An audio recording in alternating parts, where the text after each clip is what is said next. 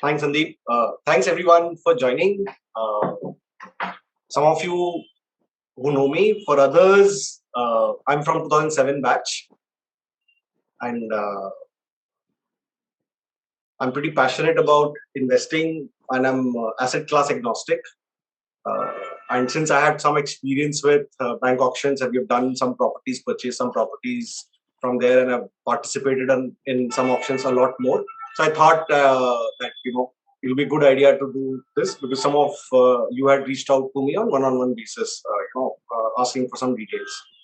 So with that, I'll start. And my idea was that even before we go on to bank auctions, let's start from the beginning, right? So, uh, so essentially, this is how I've structured the presentation. That this is the table of content. We'll discuss a minute or two about why invest, at least from my perspective, and then we'll get to why real estate, and then why bank auctions, and then we'll get into the nitty-gritties of bank auction, right? And the way we want to do this, it's a small presentation. We'll finish this off quickly, and then anybody will open the house and for Q&A. Yeah. So why invest? I read it somewhere on the net a few years ago, and it really connected with me. That what is the difference between rich and wealthy? Rich is someone who has money. Wealthy is someone who has time, right? And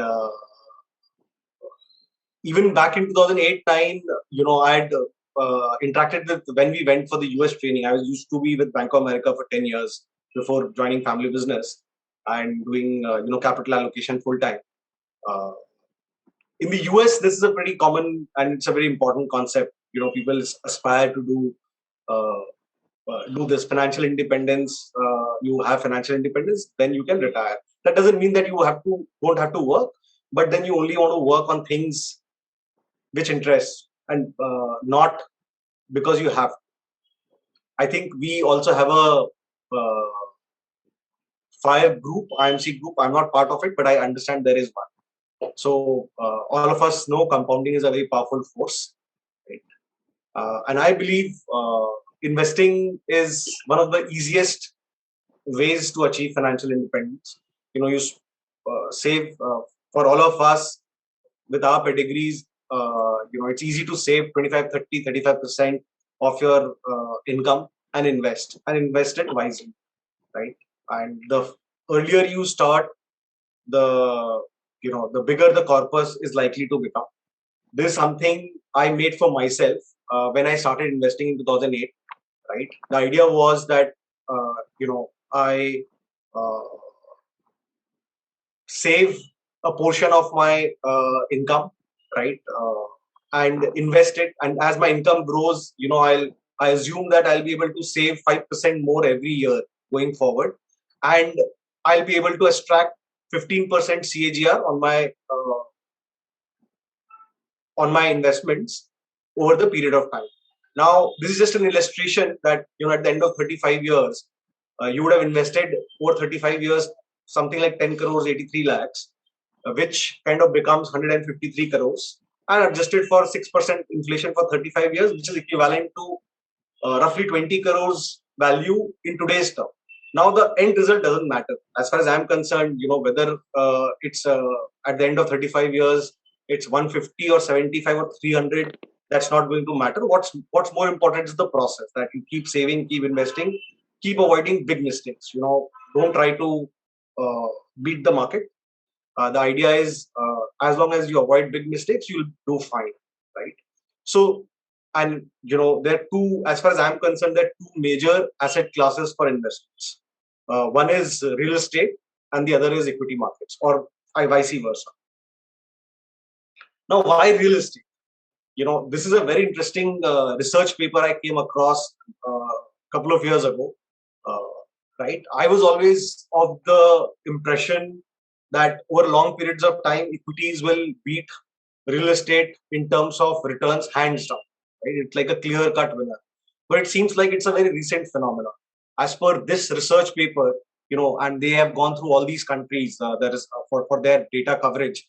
All OECD countries. On the left, you can see on this chart from Australia to United States, and on a period of from 1870 to 2015 for bills and equity, housing, etc. So it's a pretty long data, over 100-year data. And whenever you have multi-country 100-year data, it's very difficult to kind of not look at it and think about it. So essentially, this is what gives you base rates of investing. Essentially, what you should expect. Having said that, there is that famous joke that somebody drowned in a pond with an average depth of 4 feet, right? So we take this with that in mind, that these are stand or average returns which you're likely to get over a long periods of time. But of course, on an exceptional basis, it can be much higher or much lower. Right. So if I look at this is the summary of their report. You can see that we don't want to focus on mean returns, because mean with high volatility, mean is not the right number to look at. What you should be looking at is geometric mean. Right. So if you look at and these are real returns, because every country inflation would be different. So let's not focus on nominal returns. Real returns, it says, is 4.66%. Over 100 years for equities, and for housing it was 6.62%. Right. This was throughout the sample period, and the panel B, these two data points are for post 1950. Now I don't want to get into is equity better or housing better. That will vary from period to period. As far as I am concerned, both of them are equally good. So if I just look at these numbers and think from today's day point, if you assume 6% is India's inflation, you should expect 12 to 13% returns from both equity and real estate, right? It can be 1-2% here and there for either over a lot period. And as far as their paper, they in the real estate, this is not just the pricing return. They have expected a standard, yield on it, right? Whatever is the prevailing rate. So if you buy a property but which is empty and you're not let it out, then you're not going to outperform the equity markets. So the focus has to be that it has to give you income when you purchase it, or else if it's under construction or not constructed, then it has to be significantly lowerly priced for you to be compensated for that loss of yield. So typically, in my experience and from whatever data I've seen, you have residential rental yields of 2 to 4% across the country. 2 being in places like Bombay, which is absurdly over expensive from a residential real estate perspective, and 4 in places like Calcutta, Lucknow, where you can find 3.5, 4.5 also, depending upon your purchase price, right? And as far as commercial properties go, which is where I focus or my family focuses on, rental yields are, we don't look at anything below 7% rental yields. Yeah. So that's where, that's how rental yields on commercial, you can get it anywhere between 6 to 8%, depending upon the market location and some of the other stuff, or who the tenant is. Now, we, as far as I'm concerned, we have established that both equities and real estate are good asset classes to own from a long periods of time, and since you need to have both, now we'll talk about the tactical allocation part. At least in my mind, why I think from a risk reward perspective, real estate is slightly better than equities in today's day and age, right? And for people from the Sensex group, you guys know that I'm a value guy, right? So this is the data for stock market, where it says that if you're looking at a long periods of time, your starting valuation is a pretty important determinant, or it's highly correlated. Your 10-year returns are going to be highly correlated with at which point you are starting, right? So both here and on this chart, or as well as this chart, this is the regression analysis, where you can see that P10 is basically the average of last 10 years, which is Shiller's P, also CAPE, as in the US it's called. This is for US data, which we can use as a proxy for pretty much anywhere in the world. So it says that as your initial P, the 10-year P is high, your subsequent 10 years returns are likely to be low. Whether it eventually turns out to be that way or not, we don't know. But at least that's the base rate. That's the base assumption which you should be making. So at the beginning of the year, S&P 500 CAPE was around 40, which is one of the highest levels you have ever seen in the world, right? And currently it's around somewhere between 25 and 30, right? So at least if history is to go by, you should expect a 0 to 5% CAGR on the global indexes. Now I have a better view on India, that we'll be a better placed, but it's very difficult even for India. If if you go back to 10-year, 15-year, 20-year median price by book, price by equity, dividend yields, we're slightly higher than median. So we should expect median kind of returns from the market, which is, I would imagine, with inflation being 6%, anywhere between 12 to 13 or 14% per annum, purely investing on the Nifty over the next 7, 8, 10 years. That's the base rate. Now, let's look at where real estate is now. This is another study like the one we did saw on the return on everything. This was the BIS research. So I'll tell you, in 2020, when the markets crashed, uh, other than stock market, I was very curious to know what is the relationship of inflation and real estate across companies and across countries as well as across time. So that was one report. This is the second report. These guys only looked at the price returns and not necessarily the rental yields. So there, and these are the countries from advanced economies. They looked at their data, and this was for emerging markets. They have looked at this data. So these are some of the findings. I have also summarized it qualitatively on the next slide, and I will So essentially, the summary of the study is long-term real estate price returns. Right, we are not including rental yields. Is 2-3%, 2 to 3%. This is a real return. So nominal returns become, from India's perspective, you can 8 to 9% is what you should be expecting on a very long periods of time. This is only the price returns. Now this increases, decreases in cycle. All of us are aware that there is a cycle part of it. And at least as per this BIS data, if you only look at nominal returns, which is how most of us look at our returns, the length of the upcycle was roughly 2x vis-a-vis down cycle. So if you have a 5-year down period, on an average, it's likely that the upcycle would be 10 years. Now, caveat being again the same joke around drowning on an average. So we take average data with a pinch of salt, but that's how things are. Of course, the returns will be much higher once you add your rental yields on top of it. Now, leverage, real estate comes with leverage, and leverage will further enhance the returns. Especially there are certain tax considerations structuring the deal. We'll come to that later, which probably helps us enhance those returns. Now, I'll come to why I am very bullish on real estate right now. All my life I've been an equities guy through and through. We've significantly, my family has increased exposure to real estate in the last 2-3 years, and we've taken some money off the table from the equities.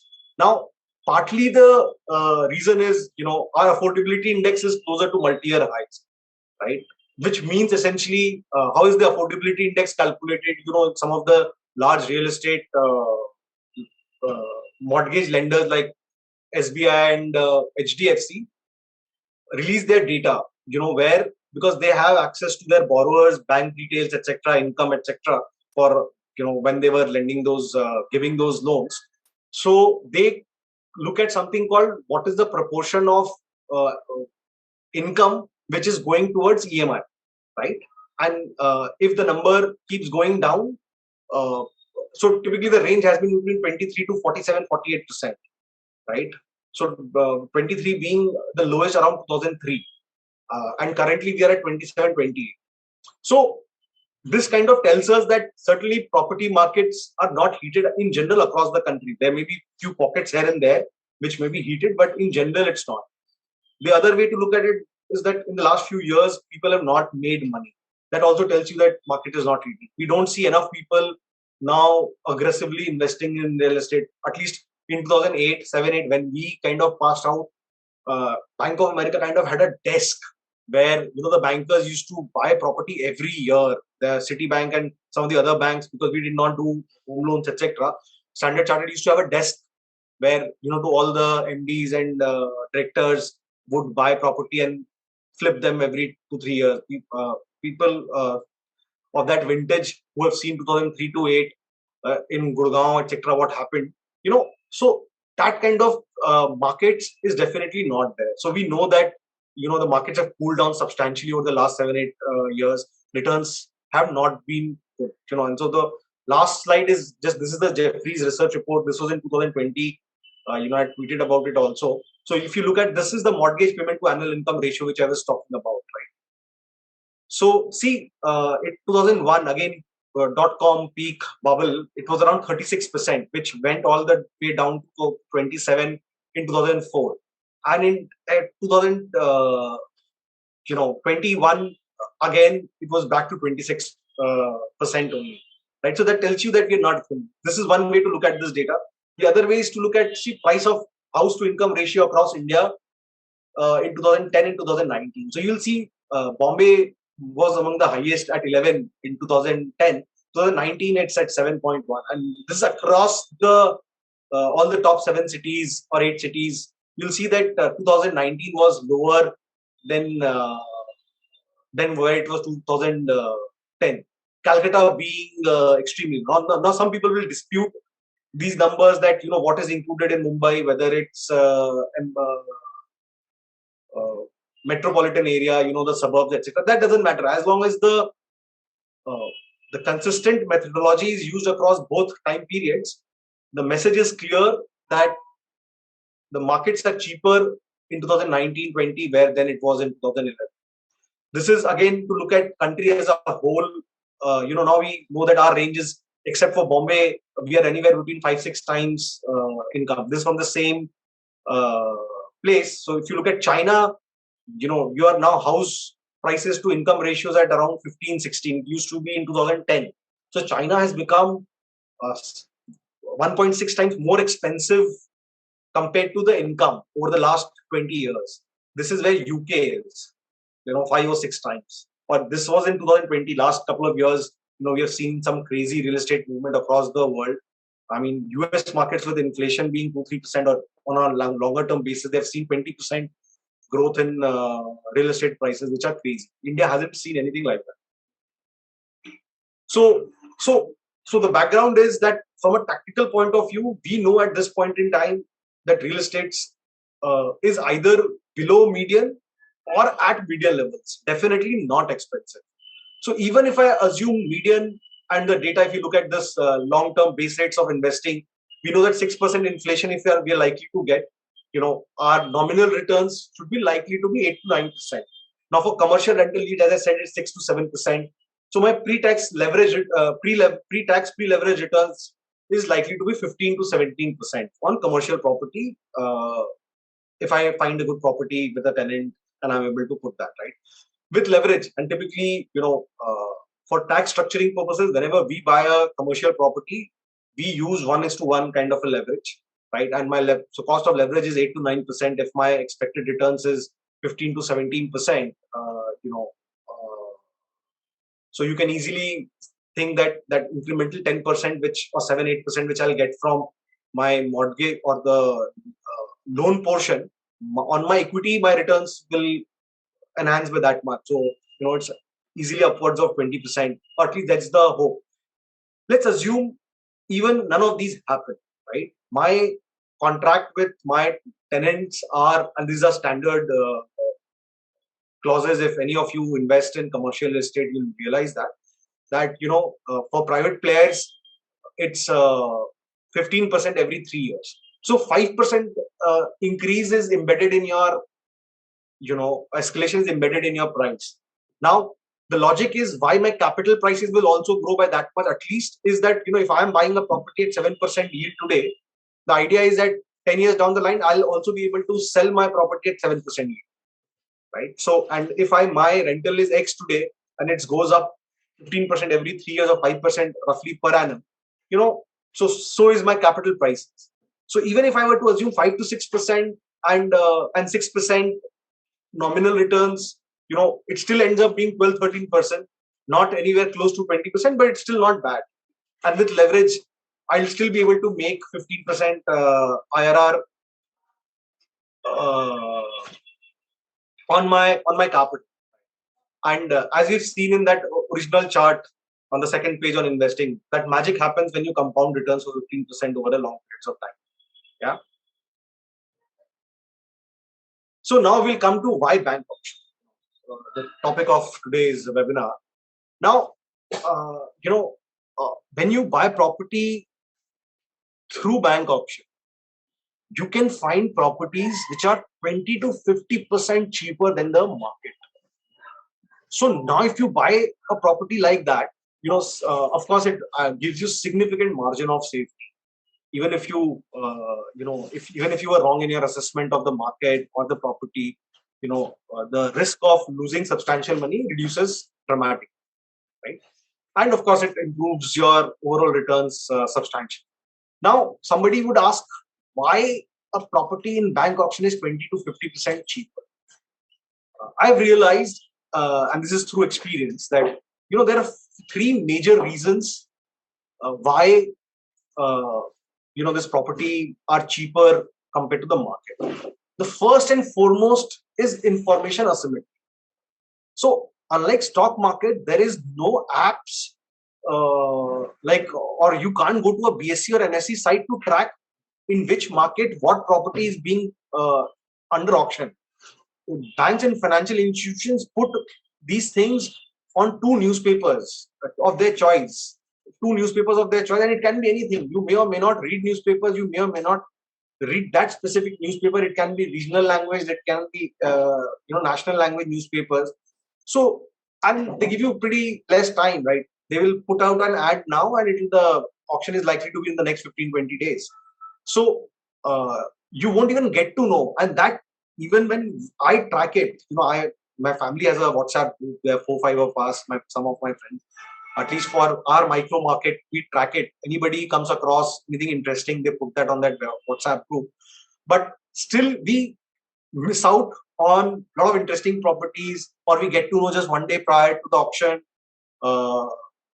precisely because of this. So despite trying to form a process around this, I've still been able to perfect this, right? And I'll come to, when we go to the nitty-gritties, we'll come to some of those things. How identification for me is one of the most important parts of this process.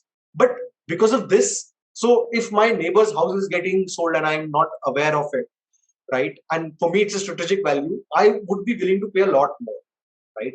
But because I'm not aware, somebody else might buy it and probably sell it to me end of it, because for me it's a strategic thing. So this is information asymmetry is one of the largest or one of the biggest reasons why it's cheaper, because bank has only one interest: to get rid of these properties as quickly as possible.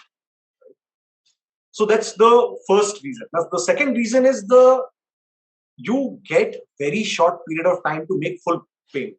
Let's assume I identify a property and I worth 1 crore, which I need to make which I like, and I participate in the auction, and I'm the only participant in the auction. So I become the highest bidder. And since I'm the highest bidder now, for you to even participate in the auction, you have to pay 10% upfront, which is called EMD.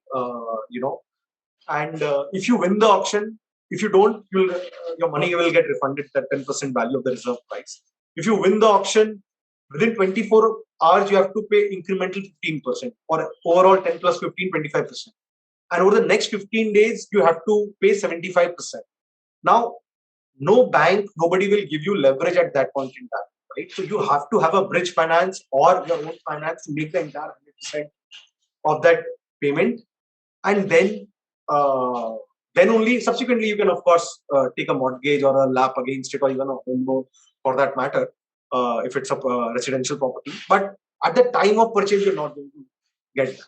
So that clearly eliminates a lot of people, because it's very difficult for people either it's salaried class or entrepreneur or a business guy, to take money out of their business to do this, or from somewhere, right? So nobody has money idle lying, uh, which you can take out to make this purchase. The third very important one I have realized is psychological reasons. Now, fear. The moment you hear bank auction, a lot of people have a fear around it, and this surprising, even some real estate guys have it. One of my close friends from hostel, from engineering colleges, he works for a real estate fund, right? Even he's unaware of bank methodology between bank auction. And when I told him that I am doing this presentation for IMC folks, he told me that I would love to join. I said it's getting recorded. I'll send you the link later. So I wanted to take his feedback on some of my data points, and I was surprised that even someone like a practitioner in the real estate markets is not aware of how this functions, right? Then there is another class. I'm a Kal Madu Marwadi guy. Similarly, parts of Gujarati, a lot of people, and even parts of South India, people feel that if somebody has failed in this property, right, with that defaulted from this property is unlucky, right? And that's why even if they have the money, they understand it's extremely lucrative deal on an unbiased view, but they don't want to touch it because for them that's unlucky, and they don't want to do anything which is is unlucky. So these are the three major reasons that the properties are 20 to 50% cheaper than the market, right? And because if it's not, why would you buy through a bank auction? Why would you take risk of making the full payment in 15 days? Whatever happens, if you're not able to do that, your money will get forfeited. So there are some risks. These properties are on an as in whereas basis, which has its own challenges. So I'll come to that slide actually. Now let's get to the things which we've talked some of these things. What are the risks and challenges? So when you come look at bank auctions, it's funny that some of the auction property would say symbolic or constructive, and others will say possession. Symbolic and constructive means that the guy has defaulted. On paper, bank has the right over his property, but they have not yet got that guy to evict the property, and the property is not in the bank's physical possession. Now, you never ever buy a property which is symbolic or constructive in nature. You only buy property where the bank has a possession of the property. And there is a process involved. It typically takes 2 to 3 years for banks to, sometimes even more, 4-5 years to take possession of a property after the default. Now, these are as is, where is basis. Essentially, under the SARFAESI Act, what it says is that that buyer be aware, whatever you see, what is and whatever you get. I mean, you have to do your diligence. It's not bank's responsibility that you go back later and tell the bank that this is the issue, or this wall is not is weak, or this structure is weak, or this is breaking down. That's all your lookout. Once it's sold, right? So you have no say thereafter once the property is being sold. Now, local strongman. I haven't faced this in this, at least I don't think this is a big issue in large metros, right, where the law and order is much better. But it may be a issue in smaller places. I'm not aware, but I've heard some people have this concern. Since I'm not, that the original borrower was somebody who's politically connected or strong. Because from a legal point of view, once bank has a possession and it sells that to you, from a court perspective, court is not going to listen to the borrower. Again, the SARFAESI Act is very, very strong because governments wants to get rid of all these properties, and it helps the banking system. So it's more of a structural issue for them. So they, with that in mind, the SARFAESI Act has been made very, very strong. So this is something which is very case to case. I haven't faced it. None of people I know who do this a lot. Even some of them people who do this for a living. I haven't heard this issue at all, but there can be cases in some micro markets where this may be an issue, something to be kept in mind. Now, litigation. Once the property is sold, it's unlikely that you are going to get any litigation. But during the period where you bought or you're bidding you have bid for the property and you have to make the full payment. Once you make the full payment after 15 days or within 15 days, you get a sale certificate. This becomes a big. This can be an issue. Typically, because you're dealing with a bank, your money is safe, right? All you may lose is sometimes on the time value of money. So actually, I faced this in one of the properties. I found a 2,000 square feet land in one of the prime locations of Calcutta, land, and at like 50% of the market rate. This was one large auto dealer in Calcutta with multiple auto dealerships, defaulted, and multiple of his properties were going to bank auctions. And this was through Axis Bank. Now, so he challenged me or challenged the bank in the DRT that they are not going to, they can't make the sale. So I was the only bidder in the auction. So I was by default got the property. But bank immediately after the bidding called me and told me that don't deposit the balance 15%. Only the 10% we are keeping for the moment, because the borrower has done a case in DRT. DRT is Debt Recovery Tribunal, where all these cases get discussed, etc. That they're not allowed to, buy this property, or the bank is not allowed to do this auction. Now, typically, in most cases, these things do not happen because this has all been sorted. They have all the approvals in place. Here, even I would have had a stronger place. I mean, I was okay with the litigation because my money is safe, right? If for whatever reason DRT decides that this property is not going to me, the bank will refund my EMD, which is what happened. But here, Axis Bank kind of, misbehaved. They colluded with the borrower.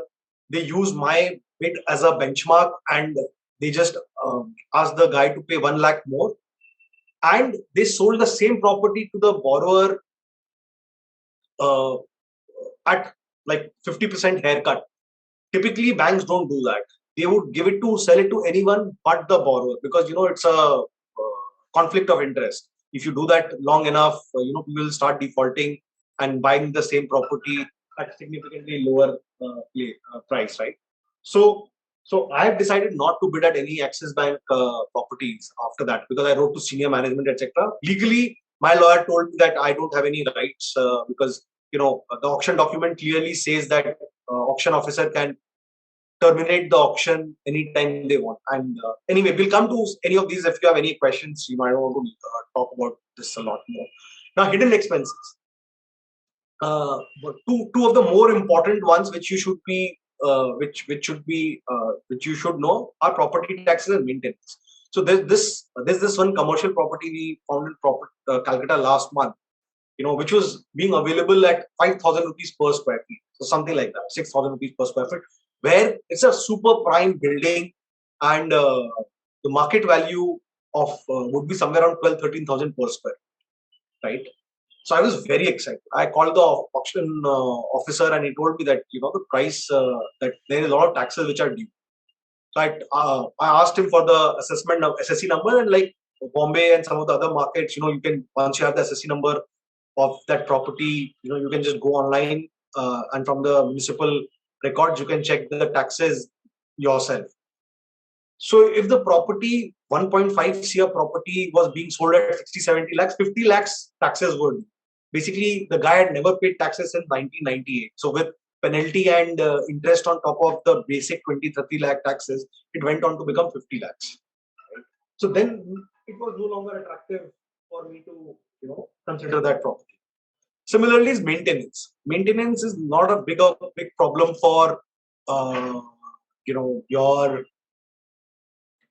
standalone houses, because the maintenance are very low. But this can be a big problem if you're buying a property in a mall which is under auction, etc. If 10 years has passed and from with fines or a big compound or a, say a Raheja or a Hiranandani property in Bombay, this may be a big issue because over time it would have accumulated and fine and etc. So essentially, what I'm trying to say is this is something which you need to check for if there are electricity dues which you have to bear or stuff like that. Now, what are the risks? Banks can cancel the auction anytime and refund your money. But it's time and energy wasted, right? To spend time, energy, effort in identifying that problem. Previous owner can't get a stay from DRT. Like what happened in mine. Again, your money is safe. You may lose time value of, right? You may get your money refunded by after 6 months, 5 months, 3 months. So that's something you should be comfortable with. Now, this is actually the biggest risk. So failure to make full payment. Say, for whatever reason, the bank is not interested in your excuse. Now, the fun part is when they give you 15 days to make the once after you have to make the process is you make 10% payment to participate in the auction. Then, basis whatever the auction price eventually finally becomes the highest bidder, you have to make the balance 15% of the payment immediately within the next 24 hours, and then the balance 75 in the next 15 days. Now, that's where if you don't have the liquidity already lined up, this is one of the biggest trouble, right? Especially if it's a large value property, you need to have the liquidity, and that's the reason why if something is higher value, it's likely to be even more discount. 1 crore property will typically between 20-30% discount. A 10 CR property is likely to be 30-35-40% discount. Right? As far as I think, this is a one big market. I mean, if somebody starts a national private equity fund only on buying bank auction, that itself is a big opportunity. I don't think anybody does this systematically across the country. Right? There are people who are doing this in micro markets, but this is a one big opportunity. Somebody of the people who are there in the, is ever thinking of doing opening a fund around this, please remember I am a willing participant, as an advisor or anything, I am happy to be part of it. So the next is again, as I said, the local strongman thing. I have not faced this and not even aware of people who has done it, and I know a lot of people who do this, but that may be very specific to Bengal, where this is not a trouble. I mean, in hinterland it may be, but at least in the city, it isn't. So this is something which is I don't have experience. I can't comment a lot on the trouble from a previous owner. So this is just I just thought I'll include an example. So this is one of a industrial property, which my family was evaluating. This is close to my existing factory. So I'll tell you, just because something has come on auction, you don't necessarily need to buy. If you look at the down, this is the same one, right? In 2019, the auction price was 165, right? And later, 1 month later, it reduced to 150. So typically, the process the banks follow, once they put something on auction,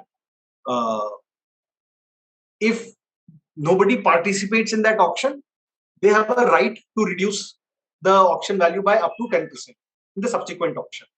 And as I said, these people just want to get rid of these things, right? So they are very ruthless in reducing price till a certain point where it becomes, very, very low. So I've seen certain commercial property where the first auction started at 4 CR, and after 2 years, it went down to 275. That was not for my interest, but I did mention it to somebody else who eventually bought it at 275. Right. So if you are if a property is not, strategic to you, whether in the same compound or for whatever reason, then as an investor, as far as I am concerned or we are concerned, we are not in a hurry to buy any property, because there are no dearth of opportunities. And I am only going to do this, because large sums of monies are involved. once or twice a year, or maybe once every 2 years, something like that. So we evaluate a lot more properties than what we would consider. And even we consider, if we don't see the price attractive enough, we put it on our tracker and we keep tracking the that where is the price. There has been some cases that we have been very greedy, and when we thought the next auction we'll definitely buy, somebody just bought it in the previous auction. But that's fine. I'm okay with type 1 and type 2 error. So because there's no lack of opportunity, the other error is fine, right?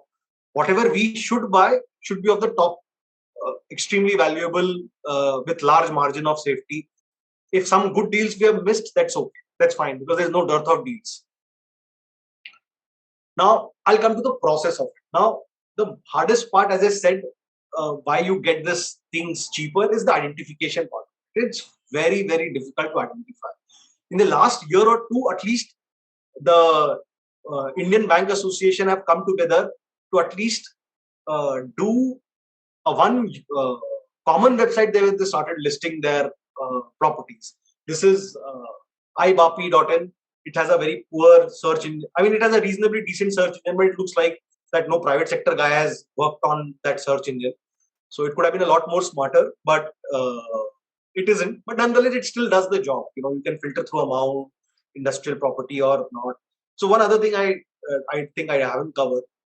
In my experience, the further away you go from the metro city, the cheaper the property is likely to be, or the discount to fair value, because a lot of people from the metros who have the money are just not interested in going that far to even check out the property.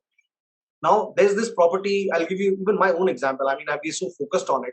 There's this property which was 3 hours drive from Calcutta, right? Extremely attractive. 10,000 square feet property on the main road on a highway, already constructed with a glass facade, etc., at something like 2 CR.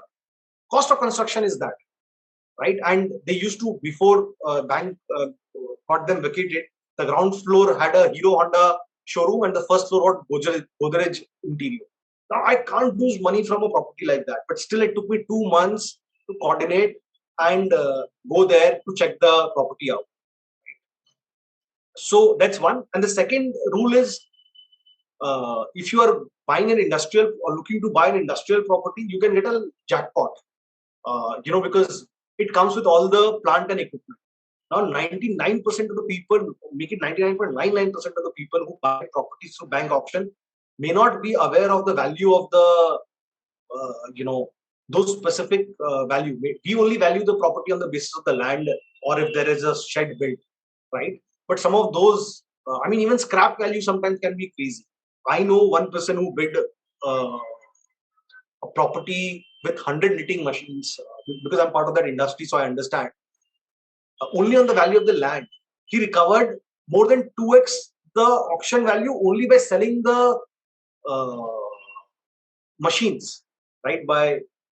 On an as in whereas basis, right? Cheaply. So some of these things on industrial property, because most of people on this call are unlikely to touch it because they don't have the experience or the expertise to do it. But if somebody is, on industrial properties, the kind of opportunity you can get is just unbelievably crazy. Even we don't touch it because large part, it's very expensive in terms of value, and also again it's difficult to check, etc. Go that 2-3 hours drive, 4 hours drive from your place to check them out, to manage, maintain, to lend it, to let it out, or to sell it. It involves a lot more challenging processes. That's why it's difficult, but that's the reason that has the maximum amount of value. So if you have somebody who can do it, family or a friend or somebody who can do this, that is going to be extremely, extremely valuable. Now, that's one way. But mostly PSU banks list their property on it. The second is, now this is a search on Google saying location bank auction. So if you're looking at, say, I used to stay in Bhakti Park in Bombay when 10 years I was there. So, I can do Bhakti Park or bank auction, file type.pdf. Now, it may give you an auction which happened 2 years ago, 4 years ago, but that way, that's how it happens. Or if you say Badala bank auction, or you do Gurgaon bank auctions, you do file type PDF. A lot of results will be relevant, some of them will not be relevant. Newspapers, right? So I have a group of 3-4 people in Calcutta where we kind of have different newspapers, and every day I just scan the paper. I've stopped reading the paper, because most of our news we get from social media. But I scan the paper just for any advertisements. Every day 5 minutes. That's what I do. And similarly, all those 3-4 people are doing it. And if you find anything interesting, we put it on our WhatsApp. Now, even if you find something interesting, you have to have the knowledge whether it's cheaper or not. I mean, I'm not even going to wake up from my bed if it's not less than 30% cheaper than the market, unless of course it's strategic. So if I'm buying, if I'm living in a house and this plot is next door, somebody may have a strategic value, then they can increase or value of their size of their house, that you can't do with a property which is 4 blocks away, right? So strategic value is different. Otherwise, as an investor, if it's not 30%, at least 30% cheaper, I'm not even bothered, right? And you know that when something is 30% cheaper, your return, if you're able to sell it at market value, is immediately 42%, right? Because a 100 rupee thing, when selling at 70, and if you are able to sell it back at 100, you end up making 40% on your capital. Now, as I said, you once you find a property, you check the prior auction history of the property. You can call the authorized officer and do that. You can do it online. Officers sometimes, human beings being human being, and bankers being PSU bankers. Some of them will be friendly, some of them will not. So you have to deal with it, right? Some of them will tell you everything you want to know about the property. Some of them will say कि यही paper में दिया है, यही है. You have to deal with it, live with it, right? As I said, you never go for symbolic possessions. Physical possession is a must. Ignore symbolic constructive. If something is of interest to you, put it on tracker, connect with the authorized officer. AO stands for authorized officer, and keep checking. Have you got the DM permission? The process basically involves that for them to take possession of the property, it happens through police, right? So banks have to seek a permission from the district magistrate of that district, and then they have recovery agents and police. They come and get that property evicted, and the bank then will put their lock and label and everything. Only then you kind of buy it. So if you like something which is symbolic and constructive, let's say you get to see a very attractive property in a DLF property or a Raja or a Hirandani property which you are very keen on buying, but it's symbolic, right? So you keep tracking it with the AO, ask him when you think it will become physical possession will come, and when will to ask him to inform you when that happens. So because we now do this, at least here in Calcutta, with few banks at a senior level, are become friendly with their department which deals with this thing, right? Couple of people. So they keep telling us that this is where you can find this, or it's me issue where please don't do this. Because we are their repeat customers, so they are more than happy to guide us to good properties. You visit the premises, of course you will do that. Ask the neighbor what is the rate going on, all the basic stuff to find out, right? Ask for other dues, as I said, maintenance, taxes. In Calcutta's case, Calcutta Municipal Corporation, you can check online when you have the SSC number. So for any property, we ask the SSC number from the AO. That's not mentioned otherwise on the auction thing. You want the copy of the title deed, of course, so you can do the check, get the necessary check done with the lawyer. Now, in my experience, if it's prime location in the cities, checking is not a big requirement, so to speak, title clear, etc. Because I screen that through the bank. If I'm going to buy an HDFC or an ICICI property, they are not going to sell you a property which does not have a title clear deed. So let's say, for an example, some people ask me that what happens if a borrower has had forged the documents and given the same property on mortgage to 2 different banks. Now, if even one of the bank have known this, they can't put that on auction unless that is resolved. Because one of the parts of SARFAESI is that any other encumbrance is known to the bank. Now, bank can't lie if they know that somebody else is also claiming. Either they have to inform you, and from what I've been told by some of the bank, that they can't even put it on auction as a policy. I mean, they have to get this cleared that whose ownership is there, either it's joint or it's somebody's one's bank. So this is less of a risk. Why you still need the deed is to find out other stuff. What was the value of the purchase back then? And the places like Calcutta, Mumbai, once you know the borrower and you have the deed number, etc., you can get an e-copy at a very cheap 300-500 rupees from the website directly, right? So this is something which we do. Again, as I mentioned here, the identification part is the hardest part of this. Now the participation. This is the process. Once you've identified you like it, you have to provide demand draft for private banks. And now they have, for PSU banks, they have started a process of an online wallet. Right. So I prefer this DD thing because, I used to ask the authorized officer, other than me, because this has to be done 24 hours prior to the auction. This gives you a edge because the guy would tell you, if you ask him, most officers, other than one or two in my experience, have told me how many bids they have or how many EMD documents they have received. A lot of people may be interested. 100 people go and check the property for auction. Only 10 eventually will pay the EMD for participating. Then you know that on the auction who you are competing against, or if they won't reveal the name of the other side, but they'll at least tell you the number of people bidding. If there are more than 3-4 people, most likely I am not going to get the property because I go in the auction with the very clear-cut value that this is the maximum I am going to pay. I don't want to suffer with a buyer's remorse later. So we are very disciplined that way. It's okay to bid. As I said, there's no dearth of opportunities, and we are pure investors. So if I don't get A, we will get B. But the new structure under which PSU banks have started doing it is that you have an online wallet in one of the sites, and there is Auction Tiger, there's some other sites. That's irrelevant. That the bank will tell you.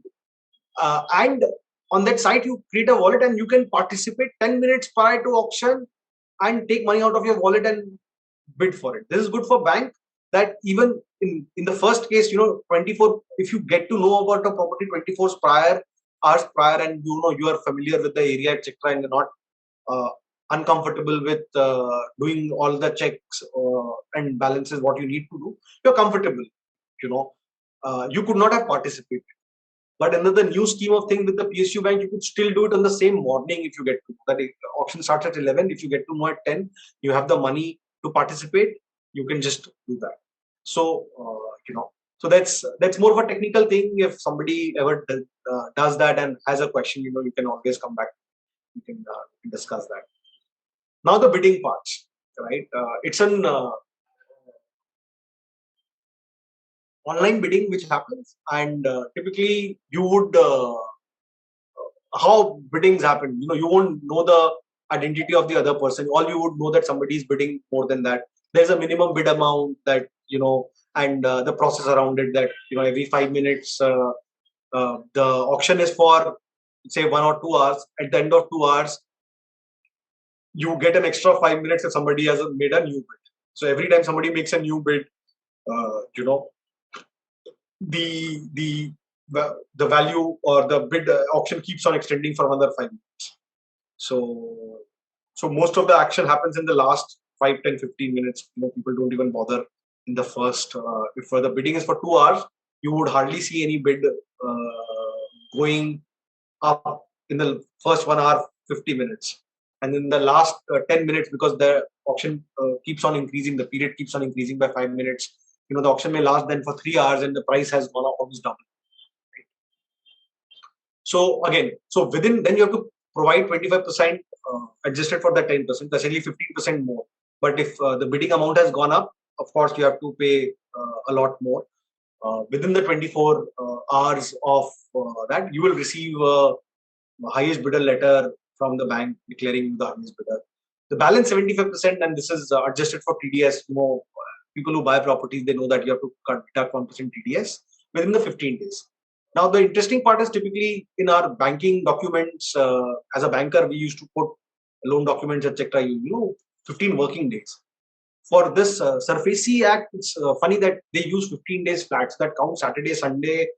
Uh, if it's Diwali in between 4 days, doesn't matter, right? If the 15th day is a holiday, then probably the next day. But so essentially what I'm trying to say is that you need to have this money. This is the single most important thing. So if you buy a property worth 1 CR, you need to have 1.1 CR in your bank account, including what you have to pay for registry, right? The bank has the right to forfeit the 10 or 20% in case of delay. Nothing doing. Even in 1 day, they have the legal right to forfeit your money. You can't do anything. Post full payment, you get the issuance of sale certificate. This document is the single most important document. This essentially tells you that you are now the owner of the property. And then you go and do the registry. This is your responsibility. Once they have sold the property, bank has, bank is no longer now keen to do anything after that. Then you have to start chasing the bank. You have to get the drafting done through your lawyers, etc. They will vet it and they'll get the registry done. Typically, it takes a month after the payment of 15 to 20 days to a month. Even we are not in a hurry to do this. We take our time, get that done. So this is what happens. So what are the other considerations? Now we have just looked at least as far as I know, I pretty much covered everything what I have to say on this. Again, I have mentioned this 10 times probably in the presentation. I'm telling you again, you have to have the entire money upfront. Of course, once you have the money, once you bought the property, once you've got the property registered, you can go to ICICI and HDFC, Axis, SBI, PNB, Standard Chartered, Citi, whosoever your bank is, and then get a loan done. But initially, you need to have it. Think of it as a bridge financing. That you need to have a bridge financing in place. Right?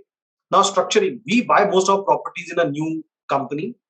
This is more of a tax arbitrage in it. There is a clause in an income tax which says that 30% of rental income is standard deduction. The balance and of the balance, only deduction which you are allowed to do is interest expense from financial institution.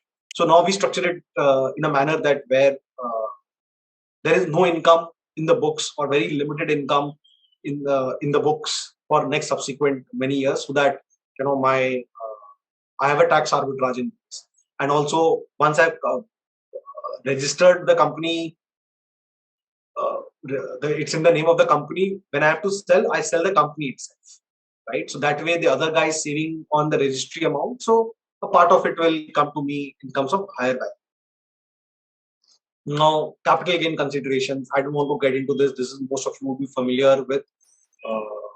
I also actually reached out to one of the guys in our group to understand this better. But anyway, this is something for you to consider. Now I'll come to the most important part, is benchmarking. Some of you are definitely familiar with REITs. For others, till 2 years back, we didn't have a smart way of investing in real estate. Now we have REITs. There are 3 REITs in the country. Essentially, I don't want to talk about, we've already spent more than an hour on the call, so I don't want to talk about in detail. Essentially, REITs is real estate investment trust. These are listed instruments where you get 6-7% yield per annum. Because for you to qualify as a REIT, legally it's required that you have to distribute the sponsor has to distribute at least 90% of cash flows to the participants every year, right? So it's not up to the sponsor or the promoter, so to speak, in the colloquial language, to keep that money. So essentially, unless tenants leave, you are going to get 6-7% in rental yields. And again, as I said, standard clauses apply that 15% appreciation happen every 3 years, because different properties would have been let out at different times. 5% per annum. So 6 plus 5, 11% per annum will definitely get on an average. And as I know that real estate will actually grow more than 5% per annum, as and when they release it, it will get a subsequent premium to that. So on an average, I believe in the next 10 years, you are going to get 7 plus 7, 6 to 7 plus in actual cash flows, and 7% at least in the appreciation. So REITs, listed REITs, which are liquid, if you want to buy for 1 lakh, you can buy it, you can sell for 1 lakh, you can get it, you are going to get 14% unleveraged return, 13-14% IRR. So unless you're getting, either because of leverage or other things, you're not getting 17, 18, 20% per annum returns from your real estate, physical real estate, it's just not worth, investing through bank auction or even buying any other property.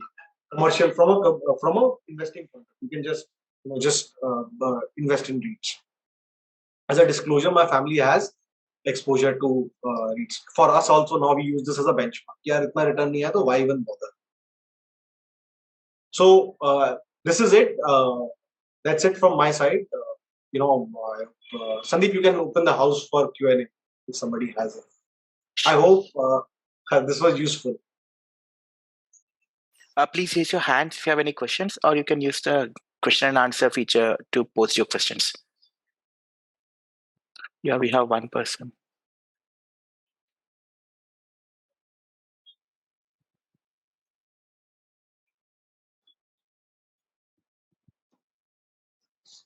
Mr. Manish, do you want to ask a question? Thank you, Sandeep. Thank you, Praveen. One small question, Praveen, here. This funding that the bank does later after the purchase, so the base price would be the purchase price or the market price? LTV किस पे calculate करें? No. So see, when you are taking a loan from the bank is valuing it on market value. See, bank valuation team doesn't bother about how you acquired it, right? But of course, see, that will depend from bank to bank. One of the properties we bought at 30% discount. Now we use only one bank for all our properties. Right? So they have a lot of comfort from. So he is only saying how much you want. You want 90%, I'll fund 90%. But we typically don't take that amount of money. We only take money for tax arbitrage, right? Because I don't want to pay any taxes on the income which I'll generate from that property. So we use that to offset that. As I said, that structure which we use, that's a own. We can take that offline if you want to understand how that structure works. Right? Buying in a company and how you can mitigate taxes. Now you can talk about it right here itself. We all want to know the structuring bit as well. Just okay.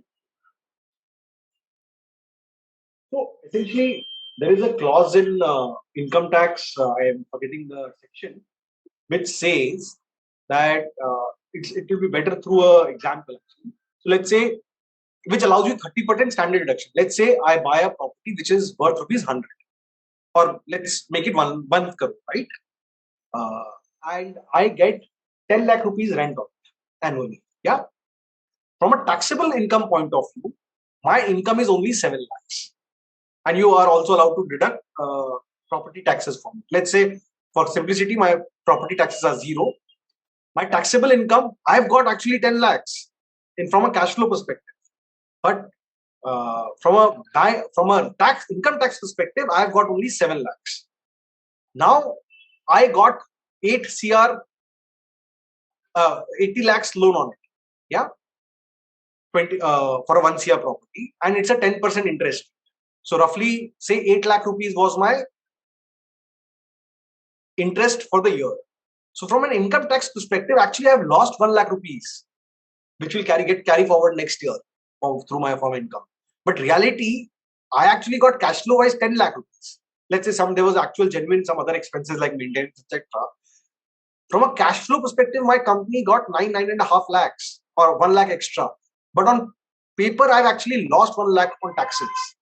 Right, and I can keep doing this for Adams. What we do is, so if I'm say if I'm buying 1 CR property, and if 50 lakhs I'm taking a loan and a 50 lakhs in my equity, we don't put it as equity. I would only put 1 or 2 lakhs as equity in that company, in that SPV. Balance 48 lakhs is in the form of loan from shareholders, right? So as and when the cash flow keeps generating, I don't have to dividend the money back to me. It's a return of capital, right? So which is completely tax free. There's no tax there. So essentially what I'm doing is, and over time, let's say 5 years down the line, the property value is appreciated. I can take incremental 50 lakhs loan from the bank and repay my entire 50 lakhs. Right?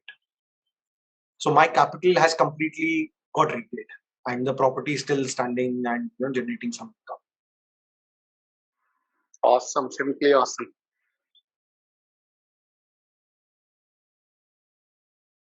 Okay, I'll allow the next person to. We have Yatnesh.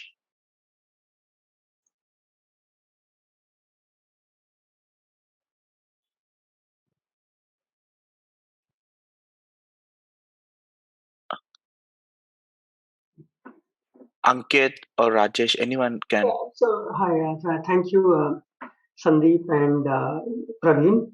Fantastic guys. I mean, you explained the nitty-gritties very well. Very insightful session. It's a compliment. I don't have a question. It's a compliment. You've done Thank a you. Thanks for fantastic having me. job. A lot of learning in 1 hour. So thank you so much. Really, sincerely appreciate it. Phenomenal learning. And I mean, I can't get this kind of learning from anywhere. No book, no theory, or no internet can provide this kind of learning, this insight. See, I'm creating competition for myself, but I'm thinking if the market is so big, so be it. I mean, if somebody gets a benefit, maybe it's people who shared your alma mater with. Yeah, no, absolutely. Appreciate it.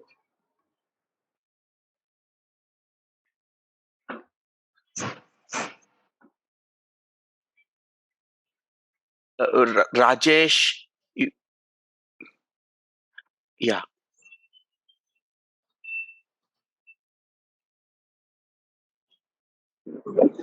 Hello. If we can hear you, Yatnesh. Hi. Thank you, Praveen, for this. I have a couple of questions. I don't know where to start. Just one thing. When you generally buy bank properties, do they allow you to get inside and have a look around when they are locked?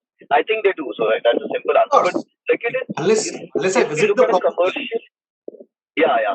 So I'll tell you. So the way this functions for PSU banks, they decide the date upfront, that the day you have to visit the property, right?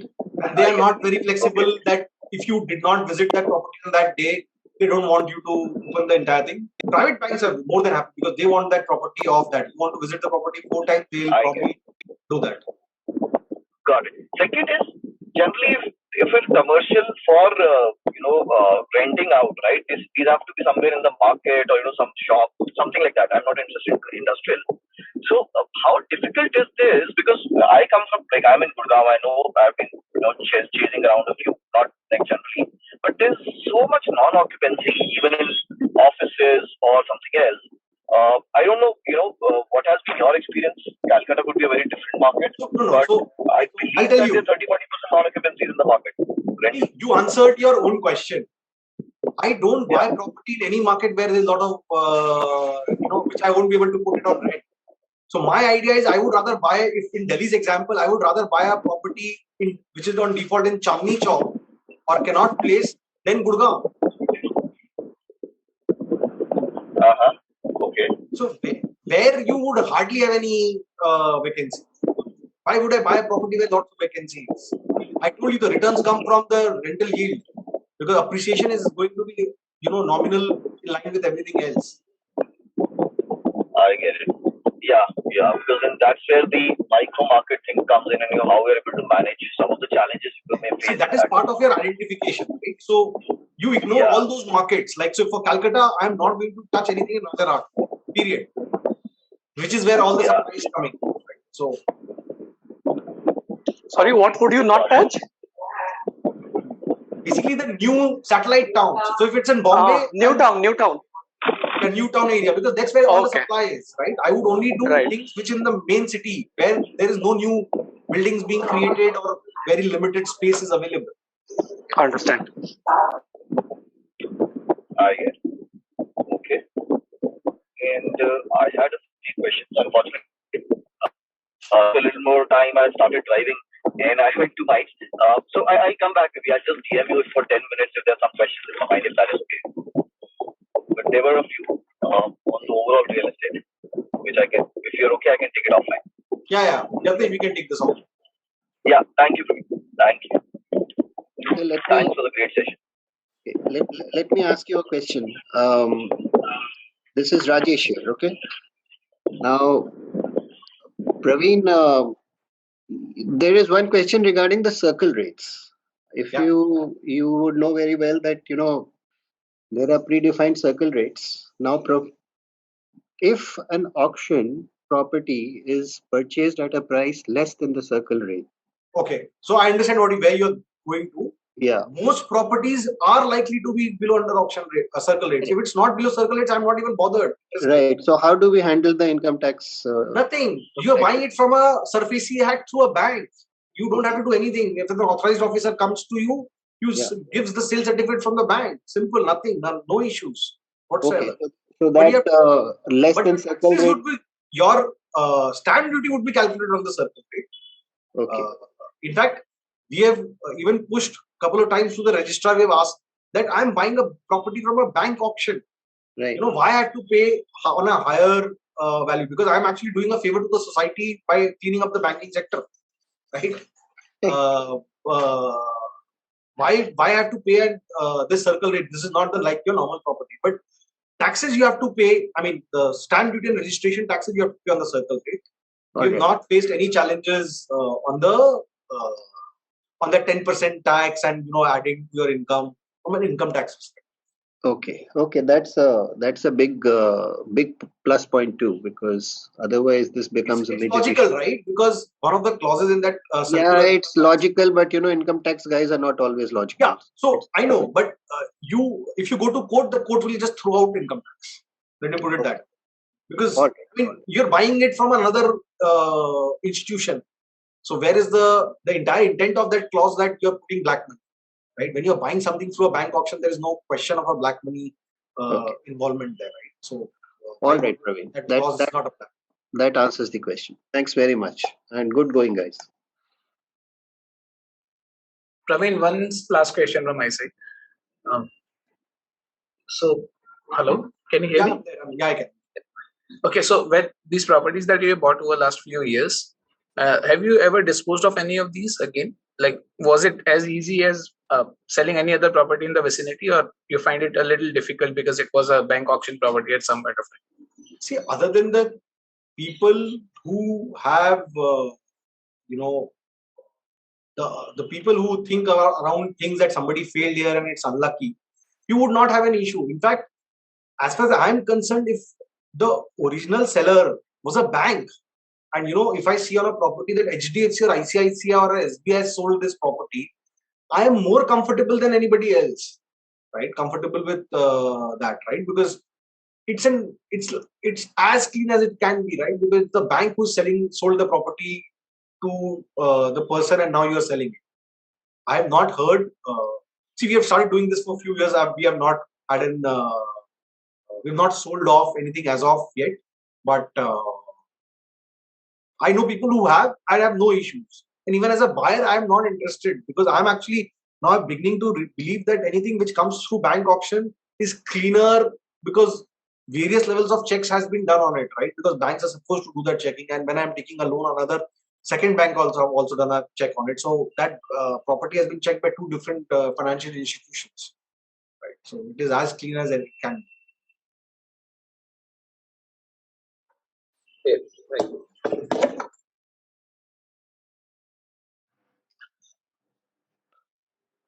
Hey, Praveen, this is Vinu. Again, amazing session. Learned a lot of things. Just, I wasn't quite clear about the 1:1 leverage that you said. Is it that you're taking a loan against the equity, and then the returns that we generate out of the equity is added to that 15%, and that's how it becomes 20%? No, so okay. So once you bought the property, say 100 rupee property, you bought, it's in your house, you paid for it through your sources. Now you go to the bank and ask a loan against that, right? So now my expectation is, with the rental yield, I'm going to make 15% of the entire 100. Right? But say I take a 50 rupee loan, on that 100 rupees I made, including the appreciation as well as the rental yield, 15 rupees, right? And my loan is for 8 rupees. My capital is now only deployed 50 rupees, right? So I made I have to only pay 8 rupees, 8% to the bank on the 50, which is 4 rupees. So I am now making 11 rupees on my 50, which is 22%. So leverage is Got kind it. of. Okay, okay. And what entity do you register these as every time when you have a property? Is it a like private limited? If so, what is the So what is the business type? we do it as privately, most of it. Okay, and what is the purpose of business? What does the article say?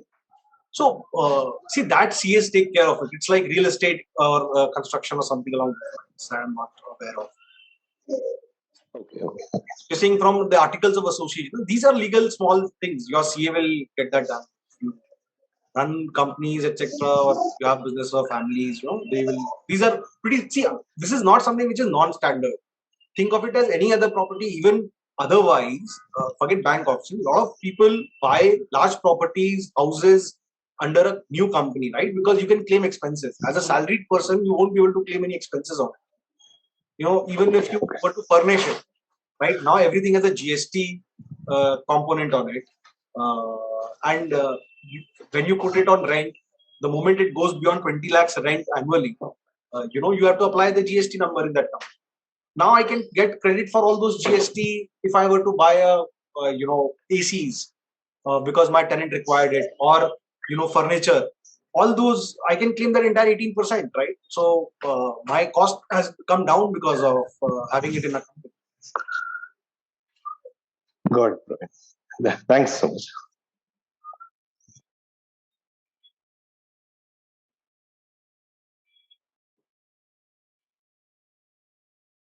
So I think that's it. Thanks a lot, guys. Sandeep, I think is that all? We can, I think, wrap this up. There's one question from Mr. Sri Ram. Company structure to buy a property you talked about. How does bank justify the loan to a shell company with no income stream? Is yes basis the potential rental income from the property? So I'll tell you, there are two things. It's again bank. Whether the company has an income or not doesn't matter. You need to have income. Bank will anyway ask for your guarantee on it, right? As a director's guarantee, right? So if I would have been, let's say I'm a director at a bank and I'm already making more than a crore or two in salary, bank will jump over their head to give you that loan, right? That's not an issue. I mean, if you buy 1 crore property with that kind of an income, with a 50 lakh annual income, or a 2 crore property with a 1 CR annual income, they would have no issues lending you the money. You are the guarantor of that property. So that's not an issue. If one bank has, go to the other bank. I mean, that's not a problem at all.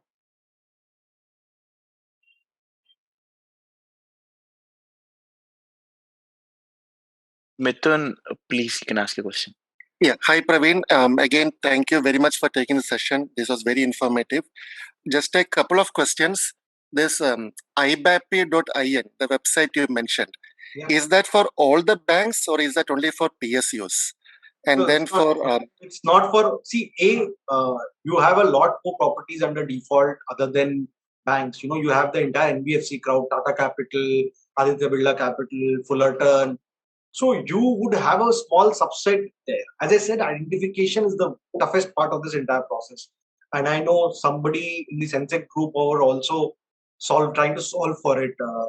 He's creating his own website to source data from various places on this. So there are some third-party sites around this, but all of them charge money to even view content, etc. I don't think anybody has done this smartly. If it would have been to me, I would probably reduce the price to 50 rupees to see the auction. Right? But maybe it's there.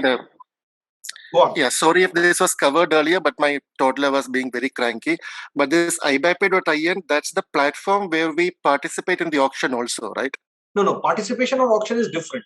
That would be on Auction Tiger or some of the other sites. See, those things are nitty-gritties would vary from an institution to institution, who they have tied up from a process perspective. Right? So there are 3-4 of them who does that. But they will explain it to you one day prior. You'll get your username, password to log in, and demo to how this functions, works. The logistics of it. Okay, and the private sector banks, do they have similar listings on their websites? How does it work? Everybody has a listing on their website, but it's not very simple to find out. Matlab, if you want to see what all properties ICICI has across the country, you would not find out, because you may find out what are the properties coming for auction in the next 5 days, but something which say just got the auction was 5 days prior, but nobody bid for it, and it's maybe going to come back again on auction 1 month, 2 months later. You're not going to necessarily that you'll find out that information. So it's haphazard. I mean, as I'm saying, the identification part is the tough part. That's where the arbitrage is. Yeah, so they don't make it easy for us, right?